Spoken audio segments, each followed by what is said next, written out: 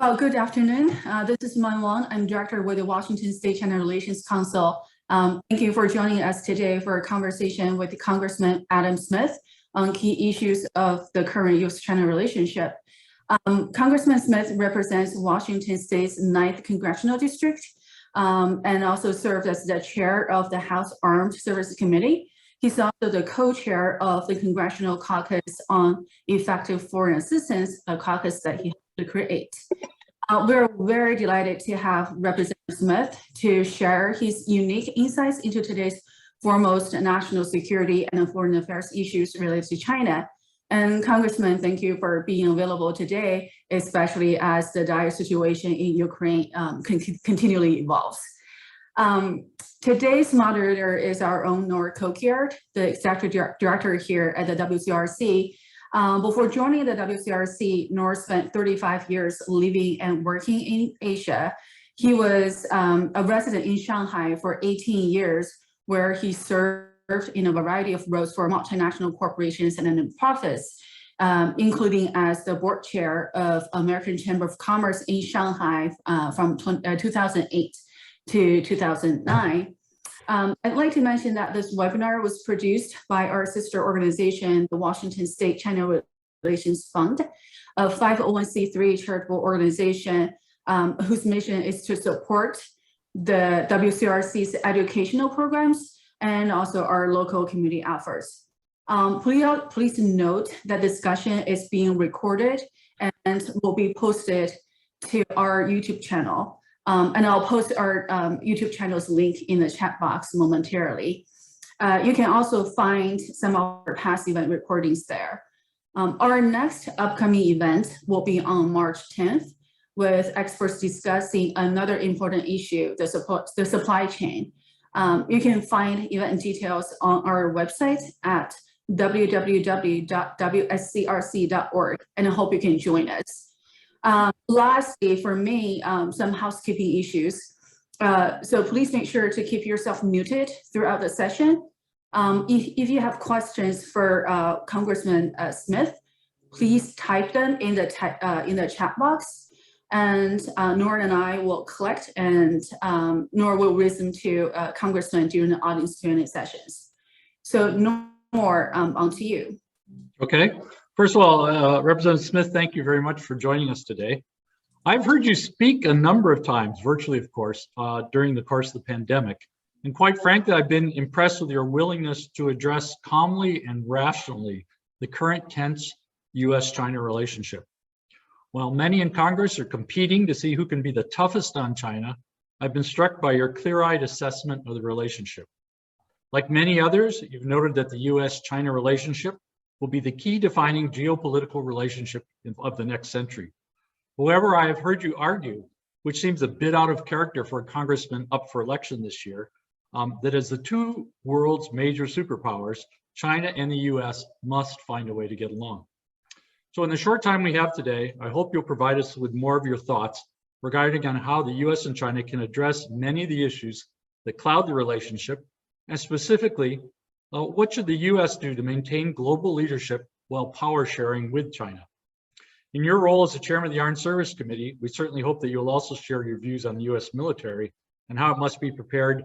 In my remarks here, I said for maintaining peace, particularly in East Asia, but now it turns out that it's East Asia as well as Europe. So Congressman Smith, can I ask you to make some opening comments and then we'll go into Q&A? Sure. And I think, I'm given what's going on in Eastern Europe, which it is connected. And I think the easiest way to think about this is to go back to that moment of the post-Cold War world when the wall came down and the Soviet Union collapsed. And, basically at that point, 45 years of planning, or 45 years, we had a pretty clear situation. It was a dangerous situation, but we had a bipolar world. Soviet Union and the US were competing in it. There was obviously other things going on, but we were living in the post-World War II world. That was the world we lived in. Well, when the Soviet Union went away and the wall came down, that world was no longer around. But what we really struggled with is, okay, what world are we moving into? And there were a couple of different competing visions for that. I mean, first of all, was the vision that we could integrate the world and basically expand what we had done post World War II in terms of NATO, the European Commission, all of these alliances, and simply be more inclusive, but bring Russia and Eastern Europe into it as China was emerging, as an economic power growing. We could integrate them all into this sort of Western vision of the world of economic and political freedom based on an international rules-based system of order. And that was the idea that we would move forward on. Now, the couple of challenges with that is, number one, there were those in US policy who, at the same time, some of us were trying to push that first vision, were pushing a different vision, which was basically, well, the new American century was what the neoconservatives called it, which was the idea that in the 21st century, the US primary interest was to remain the dominant power in the world. I always thought that that was a spectacularly bad idea and not the right way to approach. But that sort of clashed with our effort to try to bring the world together into that vision that I mentioned before. And that played out most directly in Iraq, frankly, but in Afghanistan and other issues as well. There was this desire of some to have the US maintain its dominance. And that really clashed with the idea of us trying to figure out how to get along in the world. But the other thing that clashed with it, which is very much not our fault, is we can envision the rest of the world embracing economic and political freedom, a rules-based international order. They don't necessarily have to go along with that. So our entire plan changes if Russia is a threat. And before the last couple of weeks, and certainly before the last 24 hours, we could still imagine that, well, we'll find a way to work with Russia. We'll move forward. We don't have to worry about defending Europe because, Russia isn't the Soviet Union. Well, as we've all seen that, maybe some still debate that point. I don't. I think Putin has been very, very clear, since 2007, but certainly in the last couple of years about his ambitions in that regard. And we have to, I believe, stand up for economic and political freedom and a rules-based system of international order and lead on that point. Similarly, China. If you remember back, I attended the WTO back in 2000, the melee that ensued out of that. But the basic idea around that, aside from the battle in Seattle, as it came to be called, was the idea that we were integrating China into that system. And we envisioned that China would eventually become a democracy, frankly. There was much talk about local elections that were happening in China and how, yes, we would compete with them economically, but we'd be competing on the same playing field. And I don't want to draw too close of an analogy to Russia here, because I'm hoping that it turns out better in the long run than the Russia thing did. But China along the way chose a different path. Number one, they explicitly rejected political freedom, certainly, and to some degree, even economic freedom, to maintain an authoritarian approach to governance. But then with President Xi, they became expansionist in that viewpoint. They not only did they envision getting back to the greater China that includes Taiwan, but they started to embrace the idea of exporting their authoritarian model. And you hear it in President Xi's speeches. It's all about how their system is better than ours, and it's better for the rest of the world. So it became a lot more aggressive and a lot more competitive than some of us had hoped. Now, historians can write about, in the last 30 years, did the US do things that provoked China and Russia so that they weren't willing to integrate, so that they saw us as a threat? I find it interesting that in the case of Russia, the complaint is that, the US expanded NATO and, didn't fully embrace Russia in the way we should have. So, Putin felt provoked and responded the way he did. I don't really buy into that. No need to get into that. We're talking China, not Russia here, analogy notwithstanding. But on the China side, it's sort of the opposite criticism, that we embraced them. We brought them into the WTO. We had this vision of them becoming, a democratic state. And, and people are accusing us of having been naive to the threat that China posed and their desire to compete unfairly, to steal intellectual property and all of these other things. My point is, I think the post-Cold War world, there were many who had an outsized idea of the degree to which we in the West could control events. You know, China and Russia, they're their own countries in the same way that Iran and Afghanistan, you know, we can't simply come in there and pull a couple strings and make them the way that we would like them to be, even if that was desirable. So what we're facing with China right now is a very real and dangerous competition. My hope and my goal is to get that competition back to a reasonable place. And a reasonable place to me is, you know, economic competition. You know, China wants to sell their stuff. We want to sell our stuff. And let's go compete. You know, I believe in competition. I believe in competition so much that it honestly never truly bothers me when people decide to run against me. I have learned over the course of 30 years that actually makes me better. You know, early on, it irritated me as well. But I have learned it makes me better. And I think it makes us better if we compete with China. But the problem now is what we're seeing with Putin. And the problem that Xi, I fear, is thinking the same way. Military might is the way that they will expand. You know, if Taiwan won't integrate peacefully, then they will force them in. They will pressure their neighbors to challenge sovereignty in a wide variety of different ways. So I think we still have to look at the world of how do we get along and work with China, but that competition has taken on a new level and we have to recognize that. And I think we've seen that all across Congress. You know, there is, you know, a definite desire that if China will not play by the rules, then we have to change the way we compete with them, certainly economically. The military questions are in greater detail, but we have to take more aggressive steps to stop China from, you know, basically stealing their way to the top. Now, I still want to find a way to work with them. I don't want to treat them like an enemy. I don't believe that they are. I did not support any effort to boycott the Olympics, for instance.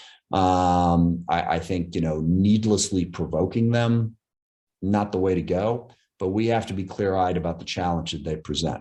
I don't have like a specific detailed, here's the 10-point plan for how we do that, but that's the way I think we should frame the issue. Great. If I may, I'll start with a couple of questions. I already see one or two coming into the chat box. I think we can't ignore it. Let's talk a little bit about Ukraine. So Putin thinks, I think Pax Americana is over. It's time for a new world order. But China seems to be caught between a rock and a hard place because they constantly talk, and again, using Taiwan as an example, talk about how you have to respect the sovereignty of nations and other nations shouldn't meddle in other nations. So here we are, you know, the Soviet Union or Russia invading Ukraine, and China is basically blaming on the U.S. So how do we navigate this one? Do we think China is going to help Russia by maybe taking gas and oil, or is this an opportunity for China to maybe get closer to the U.S. when they realize what Putin's really up to? Well, it'll be interesting to see how China does respond to that. In the short term, I think one of the biggest things that we should do is leverage an advantage with China. And the advantage is that China, at least right now, is giving Putin a pass on this. Now, it's interesting, at the Munich Security Conference, the Chinese foreign minister was there, and when asked directly about it, he said initially that, you know, Ukraine's sovereignty should be protected. Russia does not have a right to invade. He did say that because backed into a corner. I mean, what else is he going to say?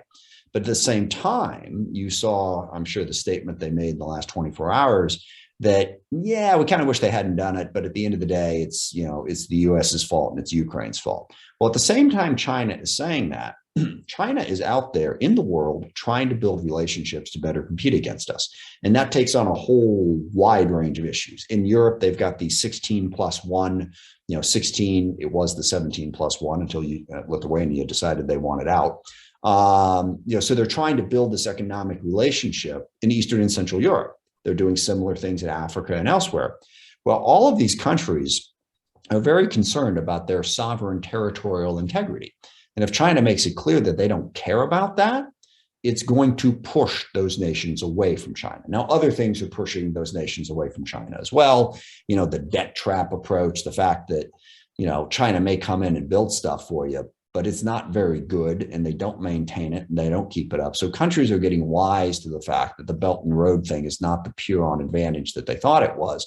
But yes, it puts China in an awkward position. If they don't condemn this, if they are seen as helping Russia, it's going to undermine their ability to build these economic relationships. And I don't know how they're going to play that. Diplomatically, in fact, I was speaking with Chairman Milley, Chairman of the Joint Chiefs of Staff, just a half hour ago, and I asked him if he had spoken to his Chinese counterpart yet. And I think it would be a good thing to do. I think there is an opportunity here for China to make it clear that they live up to their rhetoric of the territorial integrity of nations and other nations not messing with them. I think we should press that, and we should press that with them to try to get them a little bit back online with the rules-based system that I'm talking about. I think it is an opportunity, and I hope our diplomats will try to make use of that opportunity. Good. Thank you for that. And I'm sure there'll be more Ukraine-related questions as we bring the audience in. I was on a call this morning, actually, with some former congressmen, and we were talking about China. And what people raised was that the Biden administration's approach is confrontation, competition, and cooperation. But most of what we're hearing out of the administration is confrontation and competition. Is there anybody, who's driving the China policy in the administration, and is anybody looking for areas of cooperation besides maybe John Kerry on climate change? Anything going on there? Not as much as they should, in my view. Most of our focus, and part of this is because we're scrambling to catch up on the competition side. I think if there is a dominant feeling amongst the American electorate, and please never forget that the president is elected, the people who work for him are responsive to the constituents out there. And the constituents out there feel like China has pulled one over on us, certainly on the economic side. People are very concerned about the fact that China is not fairly competing.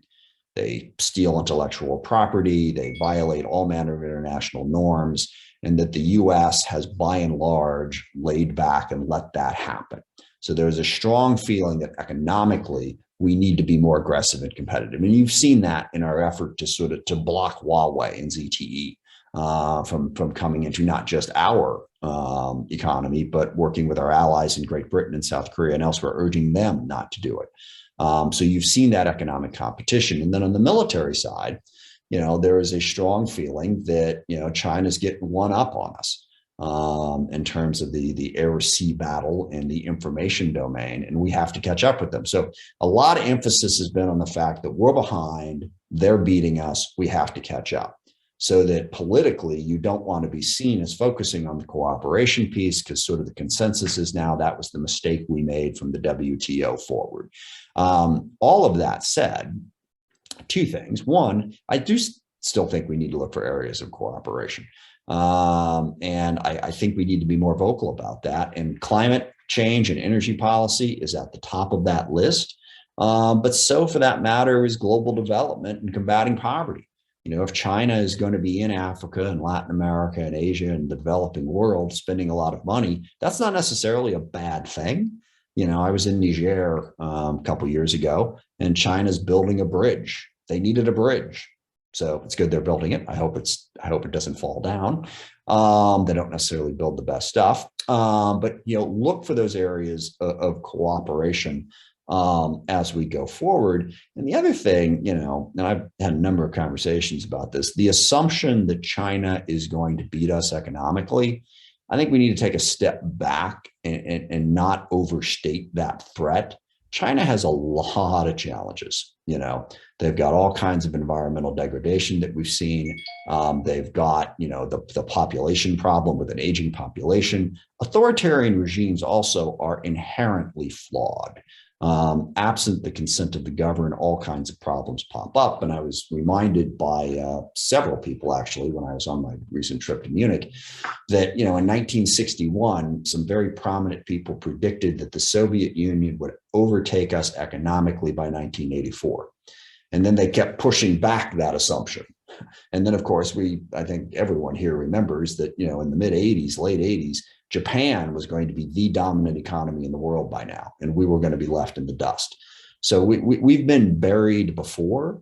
And I think we need to have more confidence in our ability to economically compete with China, certainly enough confidence to find ways to work with them to avoid getting to the point of the type of conflict that we're now experiencing with Russia. Yeah, and so let me follow up on one of your points. You were saying basically that the U.S.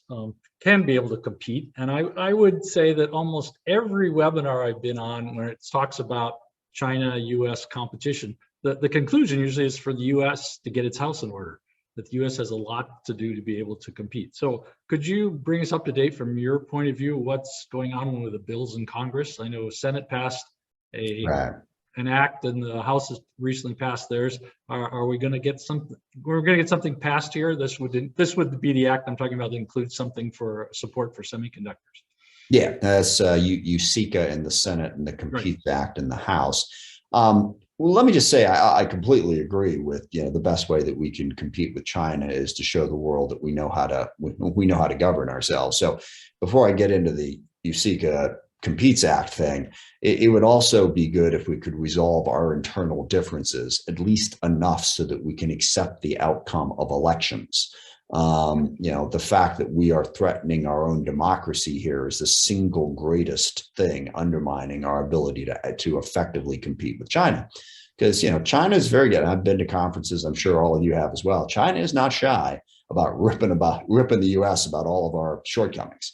The more we offer them, the tougher it is to make the case. So we have to have that integrity. I think we need to get back to pragmatic, practical problem solving in our policies and leave the rigid ideology behind. And I realize I'm in the state of Washington here, so I got to be a little cautious about making this point. So I'll start out by making the strong point that right-wing extremism and January 6th and the desire of Donald Trump to reject our democracy and reject elections is an enormous threat to this country.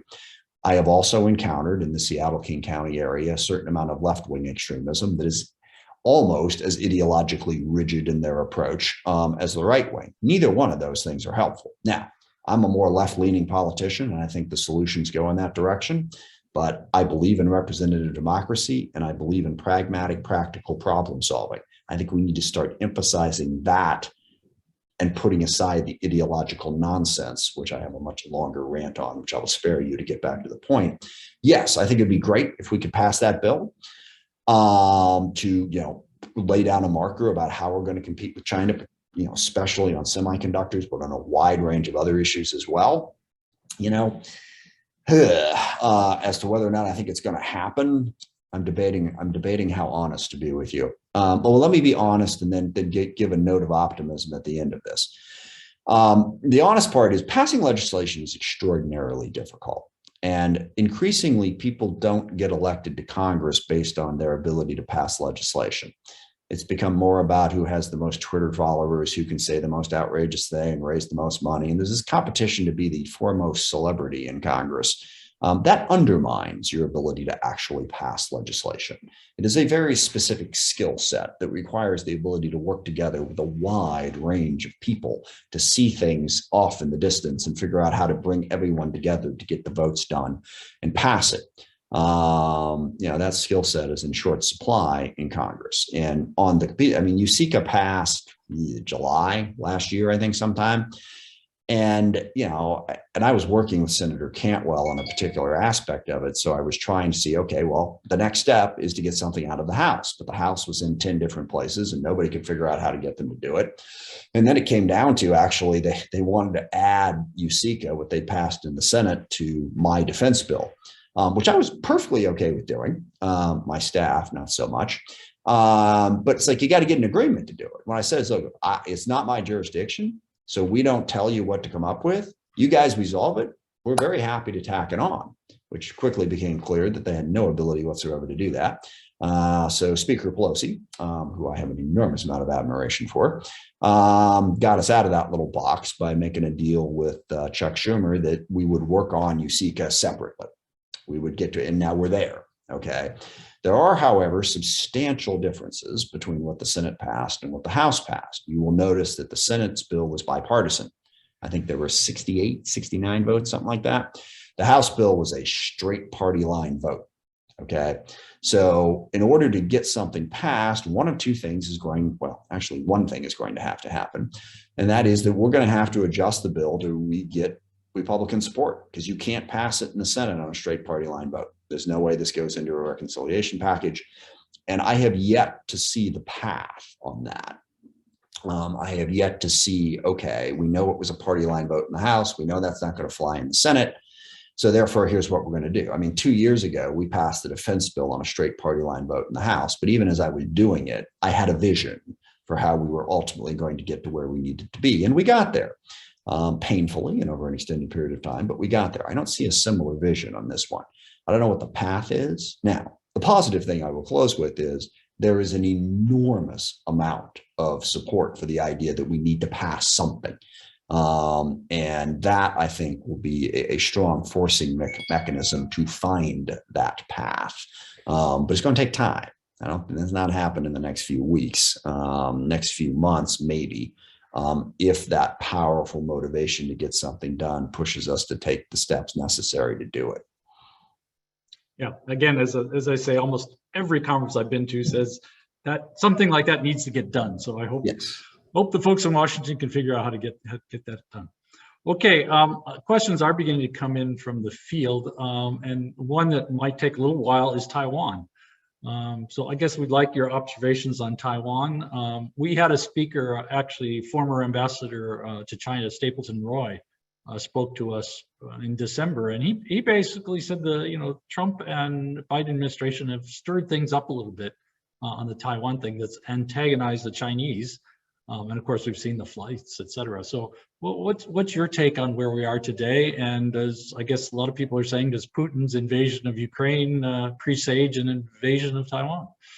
Well, I think Putin's invasion of Ukraine will have a certain amount of influence on Taiwan in the following sense. Putin cannot succeed. Okay.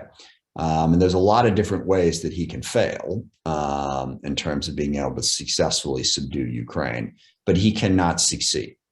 If Putin goes in there and then in the next few weeks militarily subdues the country, replaces the government, and effectively brings it back completely under the sphere of influence in Russia, and there are not consequences that severely hurt Russia and hurt Putin, then that sends a dangerous signal to China. Because China certainly has a lot more economic might than Russia does. If Russia can get away with taking over Ukraine, I think China will feel a lot more emboldened about their ability to take over Taiwan. Now, the tougher question for me, I've always been a huge fan of strategic ambiguity. I think it's one of the ways that I've come to look at the world that has given me an enormous advantage over most people. I accept the fact that the world is an uncertain, unpredictable place, and you have to be flexible and adaptable to it. And sometimes lack of ambiguity and lack of clarity is necessary to work through a situation. Most people get uncomfortable with that, and they just want to know clearly one way or the other, what's right, what's wrong, that's not the way the world works. So the fact that we were able to maintain strategic ambiguity on Taiwan for a while was a good thing. And frankly, I thought the case we could make is China's doing well, Taiwan's doing well. One day off in the future, you're all going to be together. Let's not worry about the details. Okay. Taiwan's not independent, because if we push it too hard, as you know better than I, China is obsessed on the Taiwan question for reasons that I wish they would get over, but they're not. So I was in favor of that approach. As China becomes more aggressive, at a certain point, it becomes a choice. On the one hand, you don't want to provoke China. And the clearest thing that provokes China is the idea that Taiwan will become an independent state and will never be part of them. On the other hand, you don't want to offer Taiwan up as a ripe target. So, you need to make it clear that the international community will not accept Taiwan being taken over by force. And that's the path I would go in terms of, offering Taiwan more defense, more weapon systems. I would not push the idea of Taiwan being an independent state and unnecessarily provoke China. We got to create in China's mind the idea that the cost of trying to militarily reintegrate Taiwan is higher than the benefit. without needlessly provoking them, which I guess is a new form of strategic ambiguity. But yes, what's going on in Ukraine will say a lot to China about whether or not they could use military aggression to take Taiwan back. Now, personally, key point that I hope we all keep in mind in international relations, and I've made this point to Chinese leadership before, and they look at me like I'm insane. But boundaries change all the time. Okay. I mean, you go back 5,000 years, you can make a case that, well, we once had this and they once had that. I mean, it's Milosevic in Kosovo and all the chaos that caused, because 500 years ago, Kosovo was part of Serbia, or 600 years ago, actually. I think we have to respect the territorial integrity of the current sovereign countries of this world, and not go back and say, well, because it was part of us before, we have a right to take it. It's what Saddam Hussein tried to do in Kuwait. Actually, I was watching Fareed Zakaria talk about an African minister, I forget from which country, who made the point about condemning Putin, that Africa, I mean, pretty much all the countries in Africa are artificial constructs, if you want to look at it that way. But they have all decided that we will not change those boundaries by force. That if you don't draw that line, you are buying into endless chaos and endless war. And that's the case that I want to make to China and to Russia. But at this point, if they don't hear that case peacefully, in the case of Russia going into Ukraine, like I said, he cannot be seen as being successful in that venture, or it jeopardizes the entire world order. Thank you for that. Sobering comments. We've got about 15 minutes or so, and I'm going to break the rule here because we have one of our, we have the original president or executive director of the Washington State China Relations Council, Bob Kapp, who would like to personally address you. So Bob, we will give the floor to you. Go ahead. Thanks, Nora. Congressman, it's a pleasure to hear someone as thoughtful and well-informed as you, coming from the Hill on these issues. Thank you very much for your wisdom and your time. I ran the U.S.-China Business Council as China was entering the WTO, so I'm one of those obsolete engagers. The last thing I did at the council was start a forum for business members on security issues with China, and the forum failed because after 2 or 3 sessions, the business people stopped coming. It didn't seem to be relevant. And so that was back in 2004, that didn't play. But I've remained interested in the security dimensions of the U.S.-China relationship. And as a general rule, I look at a few things that you look at every day, or your staff does. For example, breaking defense, Politico defense, there are these daily feeds. And I'm struck by the sense, as I watch Admiral Gilday asking for 500 ships, and so many other pieces coming out of the defense community and the defense industrial community like that, I have the sense that we're operating in 2 completely different worlds. I mean, when 768 billion isn't enough, do these people think at all about the other demands on the American budget and the American taxpayer and the need for balance? I think it comes down to people like you to be that sort of a gatekeeper at the gate. And I wonder if you could comment a little on that, because you can't ask the Admiral Gildays of the world not to be the Admiral Gildays of the world. Right. That's what they do. But somewhere along the line, there are conflicting realities here that just don't really mesh. And on the China issue, where everybody is piling into the opportunities generated by the China threat, if you will, I'm concerned about where the balance in the discourse is and how someone like you handles that contradiction.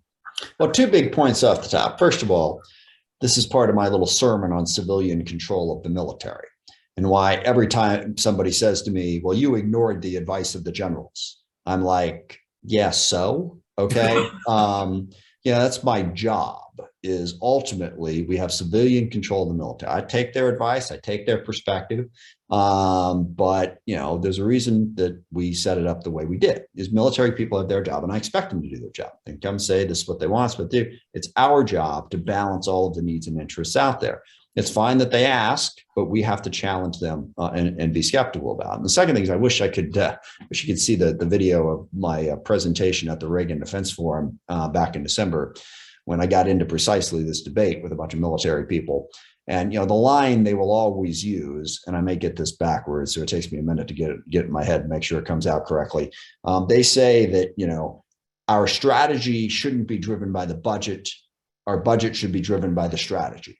And I always have the same reaction to that. What color is the sky in your world? Okay. I think we would all love to live in a world unconstrained by resources. All right. I'd like to have a beach house in Maui. All right. I can't afford it. Yes, you can imagine a world where, this is my needs. So don't talk to me about a budget. That's insane. Okay. Everything we do is constrained by resources and constrained by policy choices. That's just a reality. We have huge infrastructure needs, huge energy, all these other needs. You have to balance all of those to make it work. Number one. And number two, what I have found is that if you imagine that you don't have limited resources, if you imagine you can always ask for more money, you just don't do as well at what you're doing. I have a few pithy little quotes that I've come up with over the years. One attributed to Winston Churchill, where he said, "Gentlemen, we're out of money. Now we have to think." And I liked that. Okay. That basically, this is the pressure. Also, a venture capitalist told me one time he has not yet come across the entity that when you cut its budget by 10%, it doesn't get better at what it does. Okay. So I think the Pentagon's continual obsession with just give us more money. And by the way, it's not just the Pentagon. One of my earliest experience was, in the early 1990s, when I was first elected to the state Senate, I served on the Juvenile Justice Commission. And the idea was we had to really look at how we were handling not just status offenders, not just crimes, but also how do you deal with kids who don't have, parental control anymore. And they were rolling all these ideas out there. And I was, I didn't know all the details of it. I was young and a little bit naive, but as they kept talking more and more about, well, we need this, we need that, we need the other thing, I said, well, okay, but how much money do we have to deal with here? Okay. Because in the state of Washington, you got to balance the budget. You don't have an endless possibility. And I went back and forth in this argument. Finally, someone said to me, these issues are just too important for you to be talking about the cost. And I thought, I may have gotten into a more difficult profession than I anticipated. It's not just the military; it's the defense establishment economically as well. To answer your question, I think what we really need to focus on at the Pentagon is how to get the most out of the money that we're spending. And warfare is changing so rapidly. Information and survivability. Those are the two key words. Your ability to get information, process it, get it to the person who needs it in real time, and protect it. That is some of our greatest vulnerabilities. You saw when the Russians went into Ukraine, they started with cyber attacks, shutting down systems, closing off information systems so that the Ukrainians could not communicate. We need to really focus on that. And then survivability. You can build the best, most fancy platform in the world, but if it goes up against a robust air defense system, it's gone in a second. So what are survivable platforms? The swarm of drones thing. Drones are incredibly survivable and they're a hell of a lot cheaper than an aircraft carrier. So in order to meet the military threat, and make no mistake about it, there's a military challenge from China. The days when we could imagine that there wasn't, that China was just going to integrate, it was okay. No, we have to have enough strength to deter them. But it's not just a matter of spending money, it's a matter of spending it wisely. And too often, we don't force the Pentagon to do that. Thank you. Great. Well, we don't have too much more time, and I've seen a couple of questions come in that's kind of hitting on the same topic, and that's the China initiative. Kind of what are your thoughts about that's being recast? And then the other one is someone said, how is the federal government protecting, particularly federal employees and service members, Chinese Americans, from being typecast or from being discriminated against these days? Yeah, I take the second one first. I'm not entirely sure what China initiative. There's a lot of China initiatives out there. So this is the Justice Department where they're looking at potential spies, and they've nabbed a bunch of professors, and and it turns out yes, absolutely, they have a case, right? Yeah, those two things are related. And I'll tell you, I am very much concerned about the fact that, and this is, we see it most dramatically in the anti-Asian hate that has grown up. Certainly, the way President Trump chose to interpret the coronavirus, really added fuel to that fire. But also there's just this general notion that we're competing against China, so therefore we should be racist against everybody who looks Asian. That is a real problem in this country that we need to confront and be careful about. And even more specifically, beyond just sort of ignorant bigotry that props up if you aren't careful about the language you use, there's the very real world problem of we have a lot of Asian Americans who are incredibly vital to what we're doing here in national security, in intelligence, and they are increasingly being blocked from being able to participate. Because if you are, certainly if you're Chinese American, but even if you're in the Asian community and you have friends and connections to people from China, your ability to pass a security clearance, it's really difficult. I think we are being way overly paranoid about that in a way that is discriminating against some, Asian Americans in this country are enormously helpful to this country. And if we block them from being able to participate, just because of that, I think we're doing more harm than good. So I am worried about things, what the Justice Department is doing in the China Initiative. I'm worried about what DOD is doing to block Chinese Americans from, being able to be hired in certain national security positions. Just quick anecdote. A friend of mine's son, went to Marine Officers Candidate School and wanted to go into Intel. And they had a family friend, apparently an exchange student when they were really young, who came over from China, who they became lifelong friends with, and basically told, yeah, you can't contact that guy anymore if you're going into Intel, which just seems to me like that's insane and over the top, which isn't to say that we shouldn't be abundantly aware of the fact that China's trying to spy on us the same way that we're trying to spy on them. But I think our over the top approach is pushing away Asian Americans that are absolutely part of the solution, not part of the problem. Thanks. We're a hotbed of aerospace in your district, and then obviously in Washington State. So we had a question about the Chinese airliner, Comac. They're developing a competitor to the 737, and as the questioner says, they seem to be getting lots of state capital and lots of subsidies, but doesn't seem to be like much going on. Many people are upset about it. Whereas when Airbus, the US went after Airbus big time about their subsidies. So if you followed this issue at all, any pushback on that aircraft and how it's being subsidized? Well, this is the whole WTO picture. I mean, the idea was that we'd bring China into a rules-based system, except China decided to come into the system and not play by the rules. And I completely agree that we have to be 1,000 times more aggressive about bringing actions against China, or simply, cutting them off if they're not playing by the rules. I think we need to develop a more robust industrial policy. And again, in the post, Cold War world, we were dominant. And imagined that, we didn't have to worry too much about that because we were so strong that we could compete effectively against anybody, regardless of what rules they were playing by. That's not true anymore. We need to aggressively enforce those rules, and we need to aggressively protect our industry. I would say that the one point that I make a lot on this is it can't just be Buy America. We have to build sort of a trusted partnership of nations that we can work with. It's a global economy. Everybody's got a different skill set. No one's going to be completely independent in this economy, but we'd rather not be dependent upon China. We'd rather be dependent on allies in Europe, allies in Asia. Build this sort of trusted partnership so that you can then make sure that you can compete effectively with China and enforce the rules against them. When China's over there trying to do their 16+1 thing in Europe with the Belt and Road Initiative, we need to be in there competing, not just as the US, but with our European allies. Like I said, with allies in Africa, allies in Asia, build a coalition that can compete against them economically.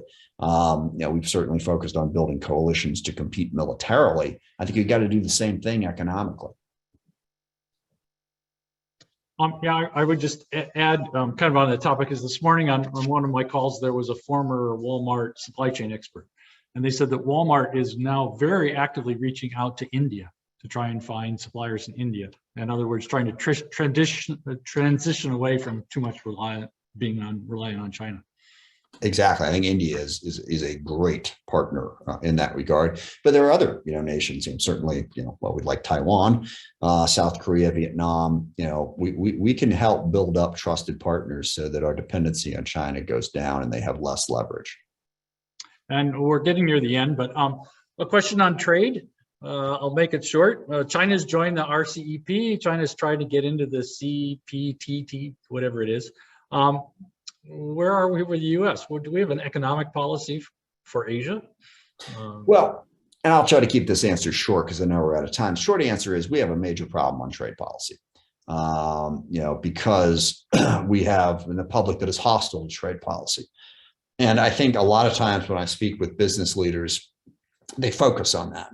They focus on the fact that we are being incredibly short-sighted by not, for instance, embracing the Trans-Pacific Partnership and other trade opportunities to compete with China. And I don't think they're wrong about that, but they have to understand why we are being short-sighted on that. We are being short-sighted on that because of the incredible unfair concentration of wealth in the United States of America.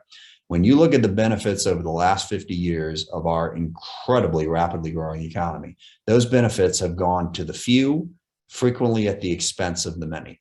I've had business leaders coming to me for 25 years saying, what can we do, to get this country to be more supportive of trade? And I always have the same answer, and they always consistently ignore my answer. And that answer is take care of your workers. As soon as the working people in my district feel like trade agreements are going to benefit them as much as they're going to benefit shareholders and executives, you won't have a problem. And yet consistently, I see it over and over again, salaries for top executives, stock buybacks, all this effort to drive up your share price to make sure that your shareholders have more money. And then the union shows up and says, hey, we need $4 more an hour. And oh my God, we can't do that. We can't possibly compete if we pay workers a decent wage. That's killing us. And you see it in Seattle, King County. Okay, it's bad enough, all right, that workers' wages haven't kept up. I use my own personal example. My father was a ramp serviceman at United Airlines. And in the 60s, 70s, and early 80s, before he passed away, that was a job that could, support a middle-class, life in SeaTac. That job, it has the wages of that job have not gone up enough. And the housing costs, the house that I lived in, we bought in 1971 for $15,000. It now lists for like 500 grand. Okay. The average wage of your average baggage handler has not gone up the same percentage that 15,000 to 500,000 has. So they're flatlining. Meanwhile, because, we've got all these people who are making all this money off of stock, they're able to come in and put down a $2 million cash offer for a house to drive the costs up even further. If we don't fix that, if we don't get to the point where your average worker can actually live in King County, and I'm not even talking Bellevue, Seattle now, I'm talking Kent, I'm talking SeaTac, on the wages that a lot of workers are getting paid, you cannot afford to live in Kent and SeaTac. All right. And if that is the economy that we built in this country, then people aren't going to listen to guys like me who show up and say, hey, trade is good for you. We should engage and embrace in the world because a rising tide lifts all boats. People are looking up at that frickin' yacht that Jeff Bezos is saying it may be raising his boat, but it sure as hell ain't raising mine. So we need to change that if we're going to be able to embrace trade policy in the way we should. Great. Can you stay a few more minutes? Just a couple. I got a busy day, a couple things going up. I can take a couple more questions if you have. Okay. Well, there was a rejoinder or a response when we talked about Asian Americans. Yeah. What's their recourse if they feel they're discriminated against in the federal government of jobs, security clearance, et cetera? Someone's asked that question. At the moment, they don't really have a recourse. That's a bit of an overstatement. Certainly there are laws in place. There are anti-discrimination laws. There are lawsuits that can be brought. There are, and I forget the exact agency, but the Justice Department, someone has an agency that is designed to, certainly there are anti-discrimination laws on the books. But when it comes to these national security provisions, they're banging on a door that just isn't going to open. So I'm just trying to sound the message to policymakers and be a policymaker who urges people to make a different choice and not discriminate against Asian Americans. They have recourse. They don't have enough recourse right now. We need to change the approach. Okay, and Thank you for that. And the last question I'll say is back on trade. Phase 1 trade agreement with China. It's come, it's gone. What's next? Do you think are we going to push the fact that they didn't fulfill their requirements? Do you think there's any next steps on that? Yeah, I mean, I think there are a lot of next steps on that. How you get there, I don't have any simple answers here. I mean, I can describe the problem to you, and the problem basically is China's being very aggressive. I mean, their view is competition means you take every advantage you can get. We have not yet convinced them that a rules-based system is ultimately to their benefit, even if it isn't necessarily to their benefit in the short term. They are too willing to break the rules, bend them, agree to one thing, and then violate that the next day. They are not a reliable partner when it comes to negotiating a trade agreement that you think they will stick up to their obligations. So I think job one is to try and change that. Job one is to try to get them to see the benefits of actually honoring a deal so that we can have a robust economic relationship. Now, I will say, as we're talking about the challenge that China presents, we need to be very careful in our rhetoric.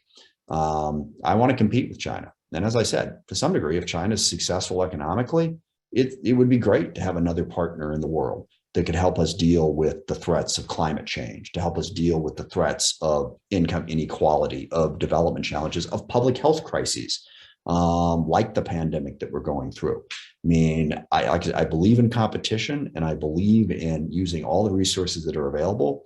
And China's got a lot of resources, a lot of very smart people. They can help us deal with these challenges in the world, fighting terrorism, helping to enforce rules, all kinds of positive things they could do. And I don't think we should give up on that yet, but we should also be very clear-eyed about where that competition is at right now. So basically where it's at is we got to keep pushing to try to get China to be willing to move into a rules-based system. And look, if they want to say, hey, well, some of your rules we don't think are fair, well, fine. Let's have a conversation about what the rules ought to be. But we got to get rid of the wild, wild west approach to the economy that they're taking right now. Great. Well, on that, I know we have kept you 7-8 minutes over what you'd promised. So I'll let you go and get on with your day. But we certainly appreciate your comments. Again, yeah, I think a lot of hand clapping there. I think very clear-eyed, very realistic. It's great to hear someone. we don't hear that out of Washington by the public megaphone. So it's nice to hear it at least privately or in this forum from you. So we certainly appreciate it. Well, thank you. And I appreciate the work. The Washington State China Relations Council has always been important, but now more so than ever. So really appreciate your expertise and your work on these issues. And it's actually gotten more difficult. Absolutely.